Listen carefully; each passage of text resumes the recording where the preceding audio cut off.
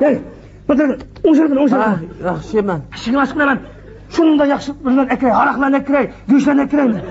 Aroq bog'u. Ish bo'ldi qola, ishimiz ishdi-ku. Sen de arağımdı. İşkimiz içtik oğuzdan bulduk da iş buldum mu? Ben içtim mi? İçtim. Arak ekri gidek birime bağ mı yani? Pul bağlı. Öken mi ekri?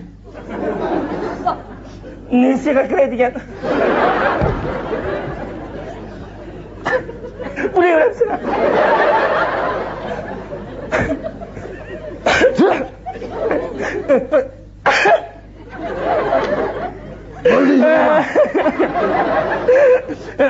Senin de bolmasa benim de bağ degендek. Uyancı. Ne bu yap kızım kalkın ki. 5 moçan. 6 moçan. Bir koy. 2 moçan. Ben hemmisiga akır. Kelam daşlamamızga. Keldi. Kesakır. Aroqdan 2 botilka. 70 ne qilma? Tamakidan bo'pti birini.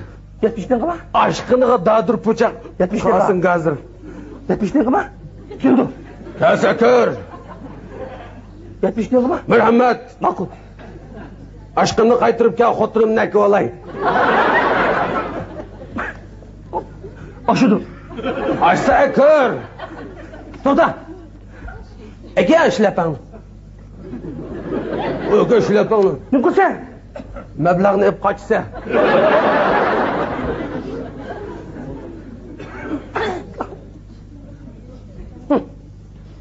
Yey! Ha. Taka! Öte baya çıpırma.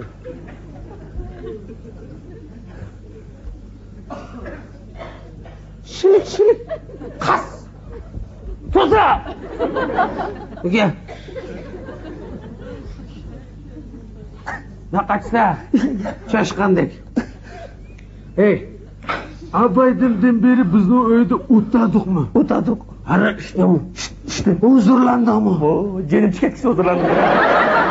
Demak, hozirdan boshlab seni uyan ketdik. Davay. Dadg'an ketay. Uy yo'q. Meni ahmoq qilyapsan-da. Yo'q. Dadang badu? Yo'q. To'xtan chiqibsan-da. Yo'q. To'xta chiqmagan. Dadam o'lib ketdi, ishda ishib ketdi.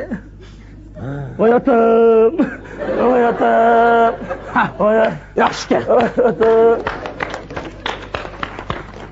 Sarama bunda daçyoz çavuşlarda kaçmalar. Demak, seni uyingga berib qarangni o'shtirib ichimiz. Joy ketdik. To'xta ishlatmam yo'lay. Al.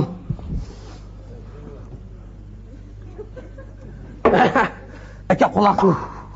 To'xta ishmachay. Gum.